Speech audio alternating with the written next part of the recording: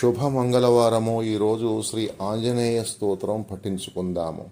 ప్రసన్నాంగరాగం ప్రభాకాంచనాంగం జగద్భీతిశర్యం తుషారాద్రిధైర్యం తృణీభూతహేతిం రణోద్యద్విభూతం భజే వాయుపుత్రం పవిత్రాప్తమిత్రం భజే పామరం భవాని నిత్యవాసం భజే బాలబానుం ప్రభాచారుభాసం భజే చంద్రకా కుంద మందారహాసం భజే సంతతం రామభూపాలదాసం భజే లక్ష్మణ ప్రాణరక్షాతి దక్షం భజే తోషితానేక గీర్వాణపక్షం భజే ఘోర సంగ్రామ సీమాహతాక్షం భజే మానమేతి సంప్రాప్తరక్షం కృతాభీల నాదక్షతి క్షిప్తపాదం ఘనక్రాంతృఢం కటిస్తోరుజంగం వియద్వ్యాప్తకేశం భుజాక్లేశితాశ్మం జయశ్రీ సమేతం భజే రామదూతం నమస్తే మహాబాహాయ తుభ్యం నమస్తే మహావజ్రాయ తుభ్యం నమస్తే పరిభూత సూర్యాయ తుభ్యం నమస్తే కృతా మత్స్యకార్యాయ తుభ్యం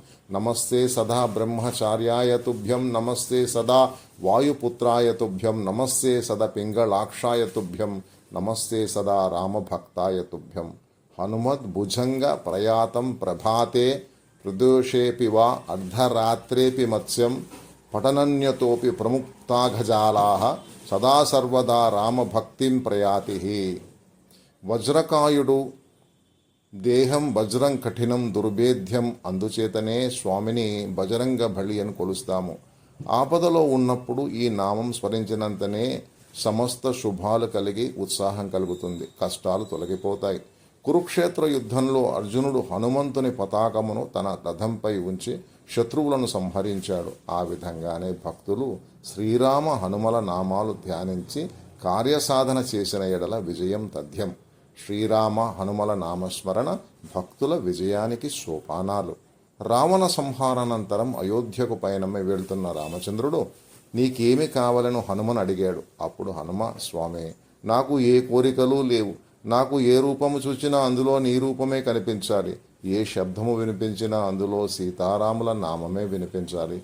ఎక్కడ నమస్కరించినా అది మీకే చెందాలి స్వామి. రాముడు సరే అన్నాడు. అందుకని ఆంజనేయుని నమస్కారం సీతారాములకే. ఆంజనేయ ధ్యానమంతా సీతారాములదే.